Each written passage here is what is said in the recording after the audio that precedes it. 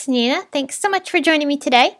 Today I have a card featuring a colored vellum shaker technique, and I'm also going to be featuring some of the new Simon Says Stamp Spring Plush dies and also a new stamp set which is part of their March release.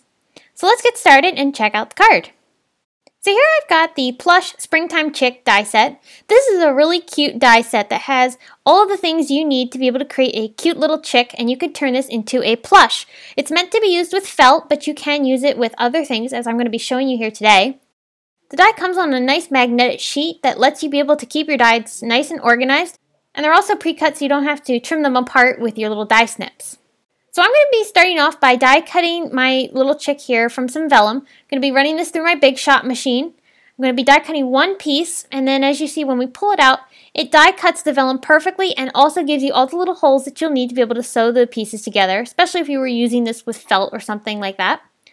I'm also going to die cut a second body, and this time also a wing. And here I've got the little legs and also a beak, and I'm going to run those through with some wood paper. This adds a nice bit of texture for the bird. So here's all the pieces we're going to need.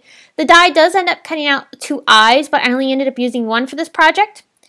To start off, I'm going to be putting some Wild Honey Distress ink on top of my vellum bird here. I'm going to be sponging this on with an ink blending tool, and I'm going to make sure that I get this bird completely and evenly covered.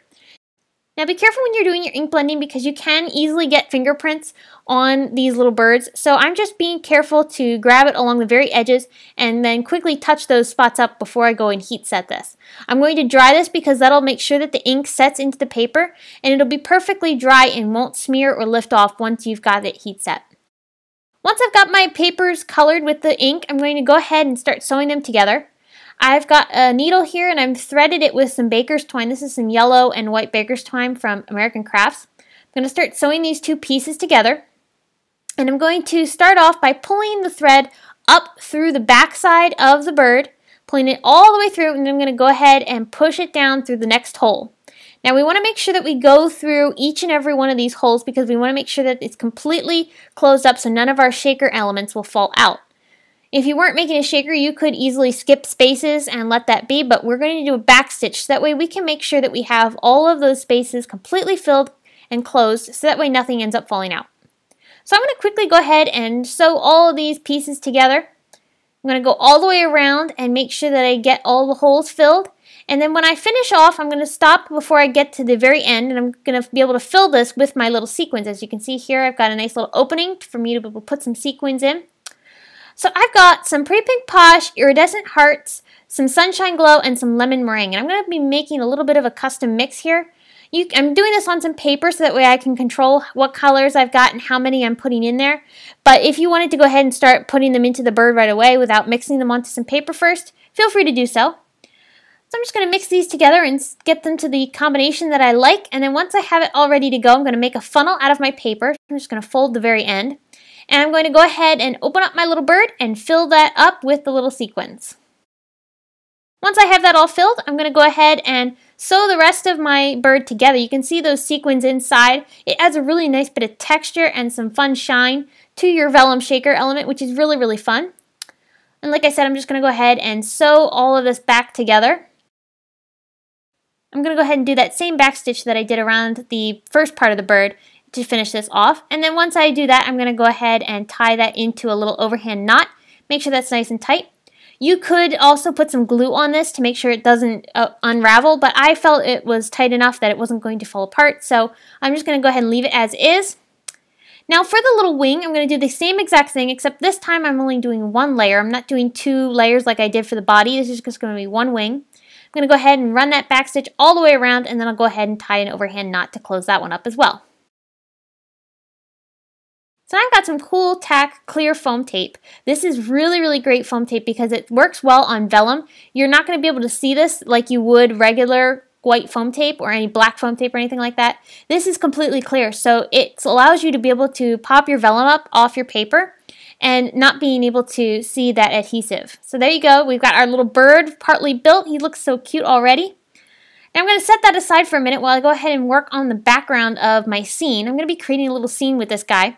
So I've got the Simon Says Stamp Bold Flowers stencil, and I'm going to go ahead and start sponging on some Tumble Glass Distress ink to create a background. Now, I'm not using these flowers as flowers for this particular card. I'm going to be using them to create a sort of sky, cloudy, puffy sky technique. So I'm going to start by spritzing on some water to get that ink blending a little bit into the paper. And now I'm going to go ahead and bring in some Wild Honey Distress ink and add a little bit more yellow into the sky. I'm making sure I keep the focus of my color along the bottom left portion of the card panel. And I'll just go ahead and add that in. And then I'll go ahead and take some Tumble Glass Distress ink once again in a wet paintbrush. I'm going to go ahead and flick some droplets of color on there. It adds a little bit more extra texture to the sky. It really makes this a fun background. Alright, so now I've got my grass here that I've die cut from a My Favorite Things Grassy Hills die. And I just used some Mowed Lawn and Twisted Citron Distress inks to go ahead and add some shading. And now I'm taking some Copic markers and I'm adding some grass blades. I like doing this for my grass because it adds a little bit more dimension to the ground without it being flat color. And I really think this adds a nice bit of extra texture to the ground to keep it from looking too plain. I'm going to stamp my sentiment, which is from the new stamp set, the Cute Chicks stamp set. I'm going to have another card tomorrow for the Simon Says Stamp blog hop for this release, so be sure to stop back to check that out. I heat embossed that with some platinum embossing powder, and now I'm stamping some of the clouds from that stamp set, and I'm going to go ahead and use some Hero Arts gray ink, and I'll have all the products listed over on my blog if you're interested in them. I fussy cut those out, and now I'm going to go ahead and attach those onto my card along with my bird. I used some of that clear foam tape once again. Now I've got those little pieces to his beak and his little legs, and I'm going to go ahead and attach those down with some PPA matte adhesive. I also attached the eye down in the same way. I colored it black. It was brown, but I ended up adding some black on top of it. And now I'm going to take those music notes, which are also from the Cute Chicks stamp set, and I'm going to put them along the right-hand portion of my card here to go ahead and make it look like the bird is singing. So to put this card together, I've got some vellum here that I've cut down with my Simon Says Stamp Stitched Rectangles dies. And I'm going to go ahead and attach this on with some foam tape, and then with some regular adhesive, I'll put that down onto my card. And then I'm going to finish it off with some highlights with the white gel pen, and that's going to do it. I hope you've enjoyed. Be sure to stop over at my blog where you can get more information on this card, including the products used. There also, again, is a blog hop tomorrow featuring the Simon Says Stamp new release, so be sure to stop back and check that out. And if you enjoyed this video, here's another one you might be interested in featuring Simon Says Stamp exclusive products. Thanks so much for stopping by. Be sure to give this video a thumbs up and subscribe to my YouTube channel. And you can find me on social media at Facebook, Instagram, Pinterest, and YouTube. Thanks so much for stopping by. We'll see you in the next video.